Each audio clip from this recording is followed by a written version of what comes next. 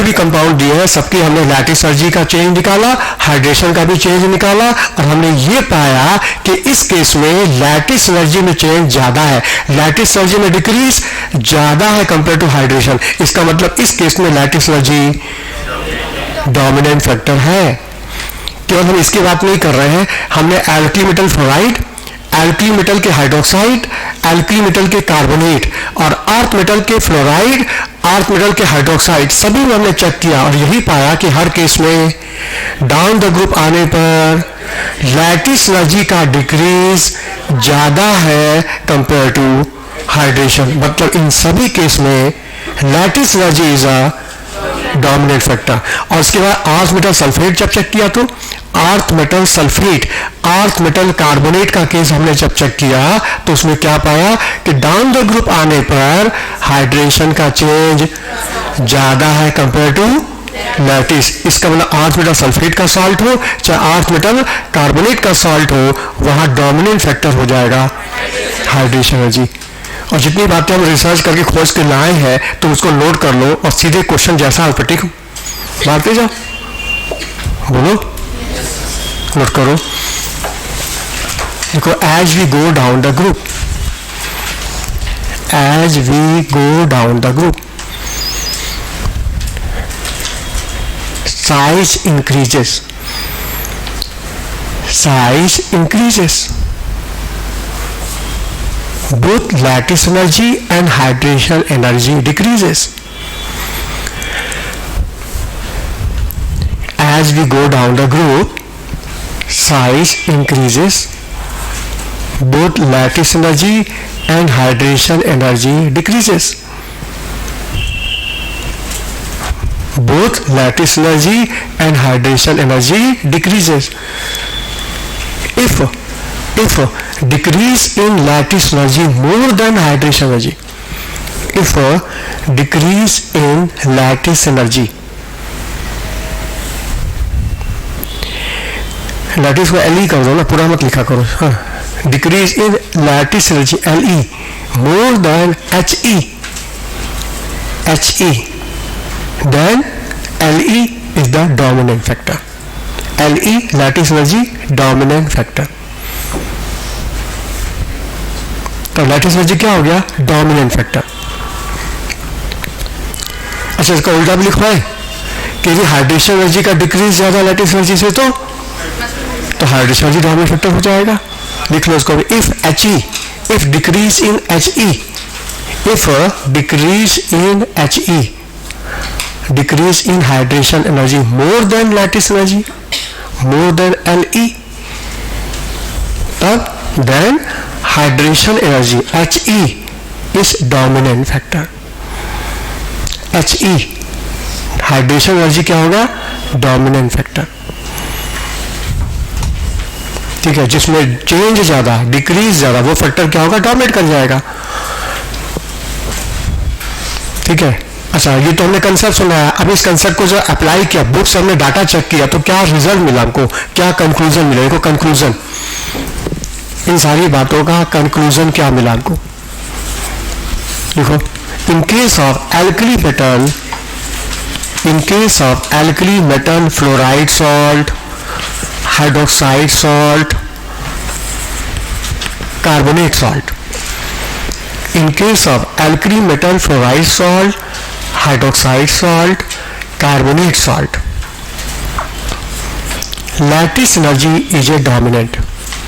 Deciding factor कौन रहेगा? Lattice. मतलब सॉल्युबिलिटी लैटिस के अनुसार चलेगी, हाइड्रेशन के अनुसार यहां नहीं चलेगी। इन case of alkali metal fluoride salt हो, चाहे हाइड्रोक्साइड सॉल्ट हो, चाहे कार्बोनेट सॉल्ट हो, lattice energy is a dominant. कोई पूछेगा क्यों लैटिस क्यों डोमिनेंट, तो क्या जवाब दोगे कि इस केस में लैटिस का डिक्रीज ज्यादा है कंपेयर टू हाइड्रेशन। आगे चलो। In case of alkaline, earth metal fluoride and hydroxide, In case of alkaline earth metal fluoride and hydroxide, again lattice energy dominant factor. Again lattice energy dominant factor. यहाँ भी lattice energy का decrease ज़्यादा है compare to hydration energy. हाँ आगे. इन case of alkaline earth metal sulphate and carbonate. In case of earth metal, sulfate and carbonate, hydration energy is dominant factor.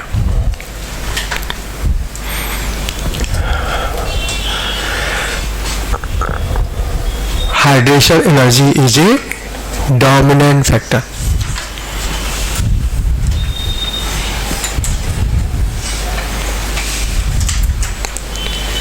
क्यों hydration क्यों dominant है? क्योंकि इस केस में हाइड्रेशन का डिक्रीज ज्यादा है कंपेयर टू लैटिस एनर्जी. ठीक है, अब तुमने ये 3 लाइन याद कर ली है. अब तुम्हारे कितने क्वेश्चन बन सकते हैं इसके ऊपर?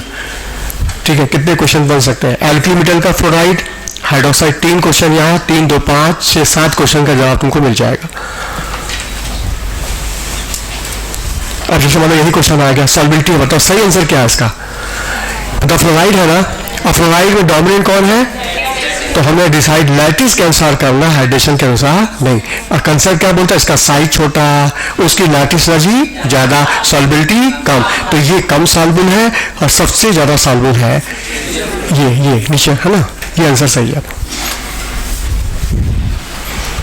अच्छा मान लो एग्जाम में फ्लोराइड ना देके हाइड्रोक्साइड दे दिया, लिथियम का हाइड्रोक्साइड, सोडियम का हाइड्रोक्साइड, पोटेशियम का हाइड्रोक्साइड, सीजियम का हाइड्रोक्साइड, सॉल्बिलिटी बताइए. अब क्या करोगे? सेम वही होगा आंसर. उल्टा हो गया ना. हाँ, इसकी सॉल्बिलिटी कम, इसकी सॉल्बिलिटी ज्यादा, उल्टा हो गया. ठीक कर दे ये.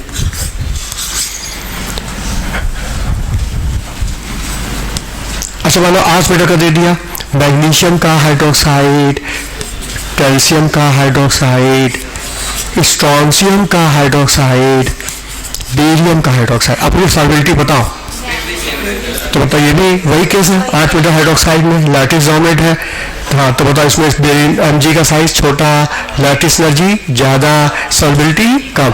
इसकी सॉल्बिलिटी कम, इसकी सॉल्बिलिटी ज्यादा. ये आंसर हुआ ना. सब लोग यही सोच रहे हो ना. अच्छा मान लो कंपाउंड ऐसा आ गया, हाँ मैग्नीशियम का सल्फेट, कैल्शियम का सल्फेट, स्ट्रॉन्शियम सल्फेट और बेरियम सल्फेट.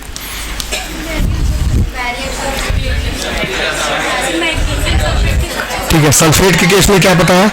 8 मेटल सल्फेट पे हाइड्रेशन डोमिनेंट है. तो मतलब इस प्रॉब्लम को हाइड्रेशन के ऐसे सॉल्व करोगे.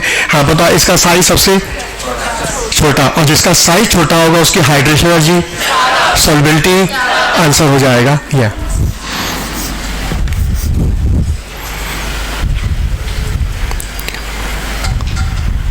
हाँ बोलो, बात समझ में आई? अब क्वेश्चन मन में आएगा कि आपने फ्लोराइड सॉल्ट के बारे में लैटिस को डोमिनेट किया है, लेकिन क्लोराइड सॉल्ट के बारे में तो कुछ बोला ही नहीं. फिर सॉल्ट तो बहुत सारे हैं. क्लोराइड सॉल्ट है, इनका ब्रोमाइड सॉल्ट है, इनका आयोडाइड सॉल्ट है. तो अभी तो बहुत सारे सॉल्ट बचे हुए हैं, उनके बारे में आप कोई कमेंट ही नहीं कर रहे हैं. मान ली क्लोराइड ब्रोमाइड आयोडाइड का केस आएगा तो क्या करेंगे फिर हम? ये तो आपने केवल फ्लोराइड के लिए बोला है. क्लोराइड ब्रोमाइड आयोडाइड के लिए क्या होगा? तो देखो सामने, क्लोराइड ब्रोमाइड आयोडाइड के केस में सॉल्बिलिटी का रेगुलर ऑर्डर ही नहीं है. तो फिर क्वेश्चन आएगा कैसे एग्जाम में? जिसमें रेगुलर ऑर्डर है वो ये है. फिर कहोगे क्यों नहीं है? क्लोराइड ब्रोमाइड में सॉल्बिलिटी का रेगुलर ऑर्डर क्यों नहीं? देखो सामने, जैसे मानो दे दिया लिथियम का क्लोराइड, सोडियम का क्लोराइड, पोटेशियम का क्लोराइड, रुबीडियम का क्लोराइड. देखो सामने, हाँ क्लोराइड तो कॉमन है, छोड़ो. एल्की मेटल वेरी कर रहा है साइज. हाँ बताओ साइज बढ़ रहा है ना. Lithium, sodium, potassium, rubidium size बढ़ रहा है. और साइज बढ़ेगा तो लैटिस एनर्जी भी घटेगी, हाइड्रेशन एनर्जी भी घटेगी, दोनों घटेगी. हाँ लैटिस एनर्जी और इधर हाइड्रेशन एनर्जी का डाटा जब हमने चेक किया तो क्या देखा, मान लो लैटिस एनर्जी यहाँ से यहाँ तक आने में इसकी लैटिस एनर्जी है, मान लो इसकी लैटिस एनर्जी है 300 किलो जूल्स, तो इसकी लैटिस एनर्जी हो गई 200 किलो जूल्स, ठीक है। अच्छा हाइड्रेशन एनर्जी इसमें लिथियम आयन की है मान लो 500 किलो जूल्स, और इसकी है हाइड्रेशन एनर्जी हो गई मान लो इसका 200 किलो जूल्स, ठीक है। हाँ, इसके बाद फिर नीचे आने पर ये हो गई 175 किलो जूल्स, और ये वैल्यू हो गई -100 किलो जूल्स। अब देखो ध्यान से, लिथियम से सोडियम आने पर किसमें चेंज ज्यादा है, 300 से 200, पता डिफरेंस कितने का आ रहा, 100 का, यहाँ डिफरेंस कितने का है 300 का, बताओ ये डिफरेंस ज्यादा है, ये डिफरेंस ज्यादा है, ये डिफरेंस कम है, मतलब हाइड्रेशन यहाँ डोमिनेट कर रहा है इस केस में। अच्छा और नीचे आओ, और नीचे आओ, तो बताओ इसमें डिफरेंस कितने का है 25 का है, इसमें डिफरेंस 100 का, अभी भी डिफरेंस ज्यादा है ना। मान लो इसको हम और कम कर दे, मान लो इसको हम कर दे 50 किलो जूस, अब बताओ इसमें डिफरेंस कितने का आएगा, इसमें डिफरेंस कितने का है 150 का, इसमें कितना डिफरेंस आया 100 का। अब ध्यान से देखो, यहां से यहां तक आने में हाइड्रेशन का चेंज ज्यादा है कंपेयर टू लैटिस, लेकिन नीचे आने पे क्या है कि लैटिस का चेंज ज्यादा है कंपेयर टू, मतलब कोई एक फैक्टर लगातार डोमिनेंट नहीं है, और जब लगातार डोमिनेंट होगा ही नहीं तो सॉल्युबिलिटी का रेगुलर ऑर्डर आएगा ही नहीं। इसलिए तुम 20 साल का पेपर उठा के देख लो, सॉल्युबिलिटी पर जब भी क्वेश्चन आया है तो या तो हाइड्रोक्साइड पूछता है, या तो कार्बोनेट पूछता है, या तो सल्फेट पूछता है, इसी में से क्वेश्चन घुमा घुमा के पूछ रहा है बस। क्लोराइड के केस में, ब्रोमाइड के केस में पूछ ही नहीं रहा है, क्योंकि सॉल्युबिलिटी का रेगुलर ऑर्डर है ही नहीं। आधे रास्ते तक शुरुआत में लैटिस डोमिनेंट है तो बाद में हाइड्रेशन डोमिनेंट है, कोई एक फैक्टर लगातार डोमिनेंट है ही नहीं, तो सॉल्युबिलिटी का रेगुलर ऑर्डर ही नहीं है, तो एग्जाम में क्वेश्चन आएगा कैसे, नहीं आएगा। हाँ यदि आएगा तो कैसे आएगा, ये देखो सामने, ये क्वेश्चन बनाना भी होगा तो कैसे बनाएगा, वो तुम्हारे सामने दो कंपाउंड रख देगा NaCl और KCl, ठीक है, इन दोनों की लैटिस एनर्जी की वैल्यू लिखा रहेगा, लैटिस एनर्जी और हाइड्रेशन एनर्जी की वैल्यू यहां लिखा रहेगा दोनों का, ठीक है, वैल्यू यहां लिखी रहेगी, और फिर पूछेगा option A NaCl more soluble than KCl, दूसरा KCl more soluble than NaCl, और C both are equally soluble, और चौथा solubility can not be explain by given data. क्या करोगे वहां, जब तुमको डाटा दे दिया तो तुम बस क्या करो, लैटिस एनर्जी का डिफरेंस निकाल लो, और हाइड्रेशन भी दिया तो उसका भी डिफरेंस निकालो, जो डिफरेंस ज्यादा दिखाई दे उस फैक्टर को डोमिनेट करके कंसेप्ट लगा दो, आंसर आ जाएगा बस। मतलब जो काम हम खोज के निकाले हैं वो तुमको डाटा दे के खोजने को कहे, खोजो तुम, अब बोलो कर लोगे ना, बस जिसमें चेंज ज्यादा वो फैक्टर क्या होगा, डोमिनेट। बताओ ऑप्शन ग्रुप का है ना ये, तो जब ग्रुप का है तो लैटिस हाइड्रेशन तो लगेगा ना, बोलो, और लैटिस हाइड्रेशन से एक्सप्लेन करेंगे। हाँ जिसमें चेंज ज्यादा वो फैक्टर क्या हो जाएगा, डोमिनेट। हाँ बोलो समझ में आया। तो मेन लाइन देखो आज के लेक्चर की ये है, मतलब एग्जाम के समय तुमको इस लाइन को पढ़ के जाना होगा। बोलो कंसेप्ट तो सुन लिया, लेकिन तुम्हारे मतलब की लाइन ये है कि alkyl metal fluoride hydroxide carbonate में लैटिस एनर्जी को महत्व दोगे, अर्थ मेटल फ्लोराइड हाइड्रोक्साइड में भी लैटिस को महत्व दोगे। हाँ अर्थ मेटल सल्फेट और कार्बोनेट का केस आएगा तो हाइड्रेशन एनर्जी को महत्व देते हुए तुम सॉल्युबिलिटी निकाल लेना।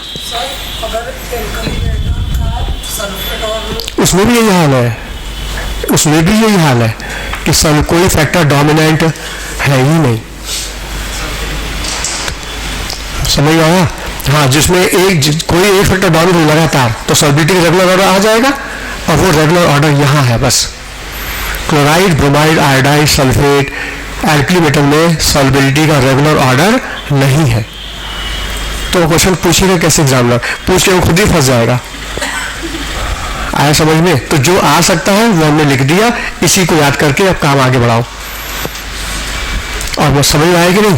और यदि बाकी से आ भी सकता तो डाटा दे के आएगा, मतलब सल्फेट भी दिया, हाँ सल्फेट दे दे, डाटा दे दे, तो क्या नहीं निकाल सकते हो, जिसमें चेंज ज्यादा वो फैक्टर डोमिनेट, और उसको महत्व देते हुए सॉल्युबिलिटी निकाल लो। ऐसा कुछ हम देंगे, हमको टेस्ट में आएगा आगे चल के। समझ में आया कंसेप्ट क्या है? चलो और देखो और फायदा क्या है।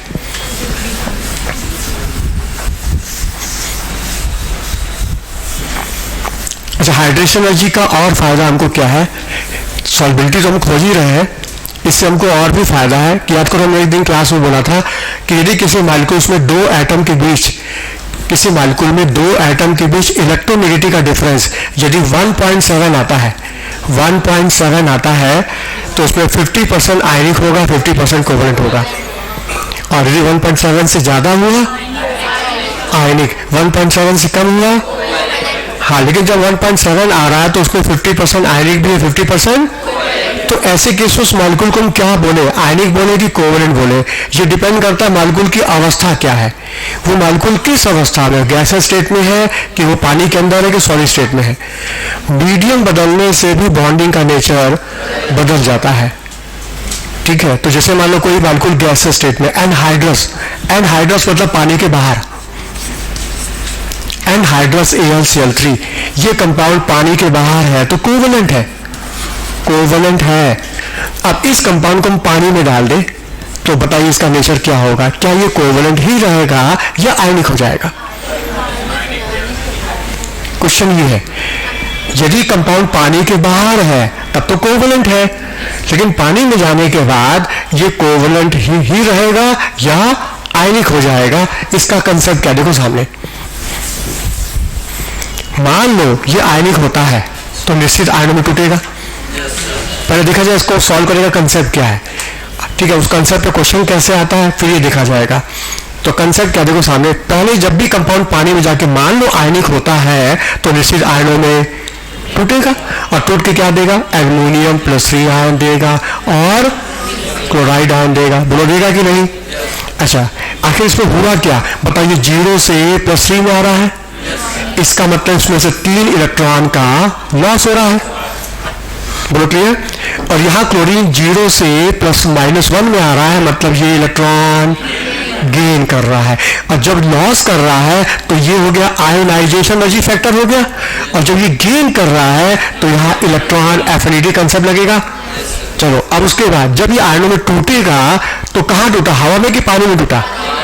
और जैसे ही पानी में टूटेगा ये आयंस वाटर को अपनी तरफ खींचेगा, उस पर वाटर की फिल्म बन जाएगी। याद करना, किसी भी आयन को पानी में डालो, किसी भी आयन को पानी में डालो, उस पर वाटर की फिल्म बनेगी। क्यों? Due to ion dipole interaction की वजह से।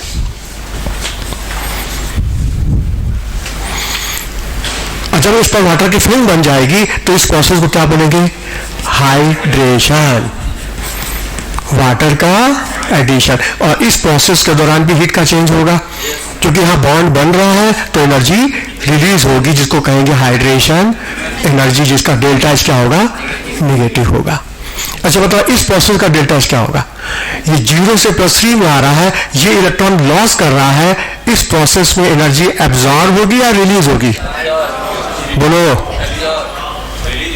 सब पढ़ा चुके हैं, आयशा जी पढ़ा दिए ना, अब तो सोच समझ के विचार के जवाब दो। कोई भी एटम के वैलेंस सेल से इलेक्ट्रॉन लॉस करके तुम कैटायन बनाते हो, इस प्रोसेस के दौरान तुम्हें एनर्जी देनी पड़ती है, एनर्जी रिलीज होती है? एनर्जी हाँ देनी पड़ेगी। क्यों? क्योंकि जिस इलेक्ट्रॉन को तुम निकाल रहे हो उस पर न्यूक्लियस का अट्रैक्शन है, न्यूक्लियाई एल्यूमिनियम उसका पकड़ के बैठा है उसको, तो उसको निकालने के लिए तुमको न्यूक्लियस के अगेंस्ट वर्क करना, एनर्जी तुम्हें देनी। तो बताओ ये प्रोसेस एंडोथर्मिक हुआ? इसका डेल्टा एच होगा पॉजिटिव। चलो हाँ, और जब भी कोई एटम इलेक्ट्रॉन एक्सेप्ट करेगा, सामने देखो सामने, जब भी कोई एटम इलेक्ट्रॉन एक्सेप्ट करके एनायन बनाएगा तो बता इस प्रोसेस के दौरान एनर्जी एब्जॉर्ब होगी या रिलीज होगी? हाँ रिलीज होगी। इलेक्ट्रॉन नेगेटिव एक्सोथर्मिक होता है, तो इसका डेल्टा एच बताओ क्या होगा? नेगेटिव होगा। तो इसका डेल्टा एच पॉजिटिव, इसका डेल्टा एच नेगेटिव, और इसका डेल्टा एच क्या है? टोटल डेल्टा एच क्या होगा? टोटल डेल्टा एच मतलब तीनों एनर्जी का सम पॉजिटिव भी हो सकता है, नेगेटिव भी हो सकता है। हाँ मान लो ये वैल्यू इन दोनों के सम से बड़ी है, ये वैल्यू आंसर जी की वैल्यू इन दोनों के सम से बड़ी है, तो नेट पॉजिटिव हो जाएगा, क्योंकि टोटल में सब कुछ जोड़ा जाता है साइन के साथ। समझ आया कि किसी भी रिएक्शन में जो भी चेंज आता है, जो किसी भी रिएक्शन में जो भी टोटल हीट आती है वो सारी एनर्जी का सम होता है, उसको बोलते हैं हेंस लॉ। सारी एनर्जी को सम करना है साइन के साथ। तो देखो सामने ये वैल्यू पॉजिटिव कब आएगी, जब आयनिक एनर्जी की वैल्यू इलेक्ट्रॉन एफिनिटी और हाइड्रोजन एनर्जी के सम से बड़ी हो जाए। बोलो, जब आयनाइजेशन एनर्जी की वैल्यू इलेक्ट्रॉन एफिनिटी और हाइड्रोजन एनर्जी के सम से बड़ी हो गई तो ये वैल्यू क्या आ जाएगी, पॉजिटिव। और मान लो ये वैल्यू बड़ी हो गई, छोटी हो गई तो मतलब टोटल डेल्टा एच में भी पॉजिटिव में भी नेगेटिव हो सकता है। बोलो क्लियर। अच्छा, कोई भी कंपाउंड पानी में जाके आयनिक कब होगा, अपने आप कोई भी कंपाउंड पानी में जाके आयनाइज होगा, आयनिक फॉर्म में आएगा अपने आप, कब, जब उस प्रोसेस का डेल्टा जी नेगेटिव होना चाहिए। और डेल्टा जी का संबंध किसके साथ है, हाँ, delta G equal to delta H minus T delta H. तो कोई भी कंपाउंड पानी में अपने आप आयनिक हो, डेल्टा जी क्या हो, नेगेटिव, और डेल्टा जी को नेगेटिव लाने के लिए डेल्टा एच की वैल्यू, मतलब ये वैल्यू नेगेटिव होनी, और ये नेगेटिव कब रहेगी, जब इलेक्ट्रॉन एफिनिटी और हाइड्रेशन एनर्जी का सम आयोनाइजेशन एनर्जी से ज्यादा होना चाहिए। यदि ऐसा है तो ये कंपाउंड पानी में जाते ही आयनिक हो जाएगा। बोलो, समझ में आया। तो कोई भी कोवलेंट कंपाउंड पानी में जाके आयनिक कब होता है, उसके लिए फेवरेबल कंडीशन क्या है, जवाब ये दोनों फेवरेबल है, लेकिन ये अनफेवरेबल है। तो मतलब उसकी इलेक्ट्रॉन एफिनिटी भी ज्यादा होनी चाहिए और हाइड्रोजन एनर्जी भी ज्यादा होना चाहिए और आयनिक एनर्जी कम होनी चाहिए, तभी वो कंपाउंड पानी में जाके आयनिक होगा। अच्छा, मानो टोटल डेल्टा पॉजिटिव आ गया था तो डेल्टा जी भी क्या होगा, ये रिएक्शन स्पॉन्टेनियस जैसे पहले था, मतलब कोवलेंट पहले भी था तो बाद में भी कोवलेंट ही रह जाएगा। हाँ बोलो, समझ में आया। तो कोई भी कोवलेंट कंपाउंड पानी में जाके आयनिक कब होगा, जब टोटल डेल्टा क्या हो, नेगेटिव, और उसको नेगेटिव लाने के लिए इलेक्ट्रॉन एफिनिटी और हाइड्रोजन एनर्जी का सम टोटल आयनिक एनर्जी से, नोट करो, नोट करो ये मेन लाइन देखो, covalent compound become ionic in water, covalent compound become ionic in water, covalent compound become ionic in water if sum of electron gain enthalpy, sum of electron gain enthalpy and hydration energy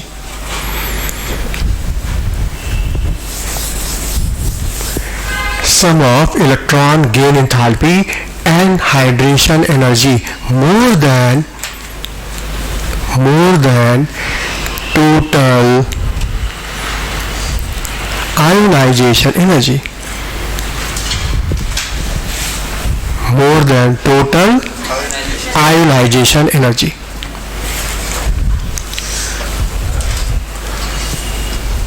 ठीक है, ये concept. अब इस concept को ध्यान में रख के तुम क्वेश्चन सॉल्व करोगे। हम क्वेश्चन देते हैं तुमको, दे कि नहीं, बोलो। कंसेप्ट सुन लिया? हाँ, क्वेश्चन नोट करो। देखो, anhydrous AlCl3 is the covalent compound, anhydrous AlCl3 is the covalent compound when dissolved in water, when dissolved in water nature will be anhydrous AlCl3 is the covalent compound when dissolved in water, its nature will be option A ionic, B covalent, C none। तो अभी data देंगे तब ना, data देंगे तब ना, अभी value कहाँ दी है लोगों, ठीक है। हाँ लिखो, डाटा लिखो। Total ionization energy of aluminium plus 3, total ionization energy of aluminium plus 3 कितना है, total energy aluminium plus three कितना है, नोट करो, 5000 प्लस 5137 किलो जूल्स पर मोल। एल्युमिनियम की टोटल आयनाइजेशन, मतलब तीन लॉस हो रहा है ना, I1 I2 I3 तीनों को मिला करके total ionization enthalpy aluminium plus three की 5137 kilo joules per mole. Whereas hydration energy of aluminium plus three ion, hydration energy of aluminium plus three ion, ionization endothermic होता है ना, देखो value positive है, और हाइड्रोजन एनर्जी क्या होता है, एक्सोथर्मिक है, तो वैल्यू क्या रहेगा, निगेटिव। हाँ कितना लिखो, -4665 kilo joules per mole, 4665 kilo joules per mole. And the hydration energy of chloride ion, ये भी एक्सोथर्मिक है, इसमें फिल्म बनेगी वाटर की। हाँ कितना है, -381 किलो जूल्स पर मोल। ये डाटा तुमको दिया है क्वेश्चन के साथ। अब इस डाटा को देख के बताओ AlCl3 पानी में जाके क्या होगा, कोवेलेंट ही रहेगा या आयनिक हो जाएगा?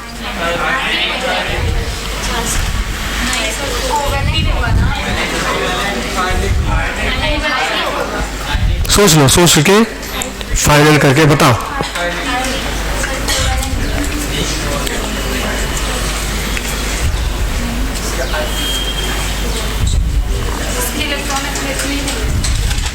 अब जो दिया है उसको देख के चलो, क्वेश्चन ऐसे ही आया था, ये क्वेश्चन ऐसे ही आया ही था।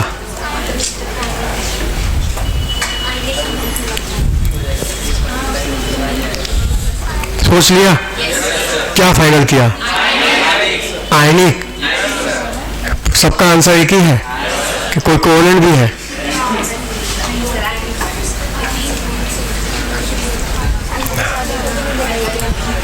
अब देखो हमने क्या बोला कि आयनिक होने के लिए दोनों एनर्जी का सम इससे ज्यादा होना, मतलब इन दोनों का सम इससे ज्यादा होना, जबकि इन दोनों का सम तो इससे कम है।